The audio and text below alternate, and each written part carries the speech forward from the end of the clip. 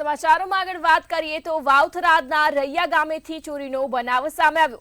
સમાચાર સામે આવી રહ્યા છે, જ્યાં વાવથરાદના દિયોદરના રૈયા ગામે ચોરીની ઘટના બની હતી, ત્યારે તસ્કરોએ ધાર્મિક મંદિરોને નિશાન બનાવ્યા।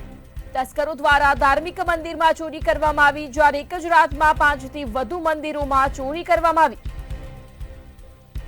ત્યારે દાગીના સહિત 5 લાખના મુદ્દા માલની ચોરી કરવામાં આવી। વાવથરાદના રૈયા ગામે મંદિરમાંથી ચોરી કરાઈ હતી, જો એક જ સાથે 5 મંદિરમાં ચોરી થતા ગ્રામજનોમાં ભારે રોષ જોવા મળ્યો। ત્યારે દિયોદર પોલીસે ઘટના સ્થળે પહોંચી વધુ તપાસ હાથ ધરી હતી। તસ્કરોએ ધાર્મિક મંદિરોને નિશાન બનાવ્યા હતા। રૂપિયા 5 લાખથી પણ વધુની ચોરી કરવામાં આવી હતી। તસ્કરોએ ધાર્મિક મંદિરોને નિશાન બનાવ્યા। એક જ રાતમાં 5 થી વધુ મંદિરોમાં ચોરી કરાઈ હતી, જો દાગીના સહિત રૂપિયા 5 લાખના મુદ્દા માલની ચોરી કરવામાં આવી।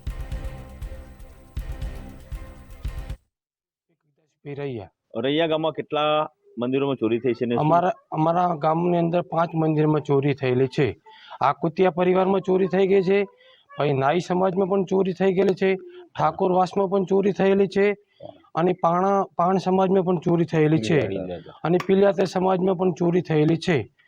અમારા આકુતિયા પરિવારમાંથી મંદિરને શક્તિમાના મંદિરમાંથી એક સોનાની ચેન લઈ ગયેલા છે, 17 લઈ ગયેલા છે, એક વ્યાટી લઈ ગયેલા છે, પેટી પણ લઈ ગયેલા છે। આ બધું અમારા મંદિરમાંથી ચોરી કરેલી છે।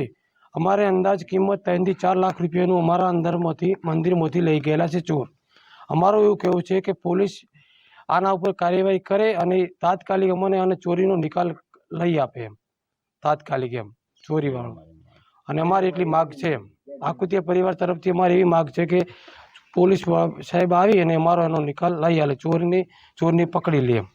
ક્યારે ચોરી થઈ હતી? ચોરી આજ રાતે 2 વાગે આવ્યા, સીસી કેમેરા મેં ચેક કર્યા હતા, 2 વાગ્યા પછી ચોરી થયેલી છે અમારે, 2:10 આસપાસ।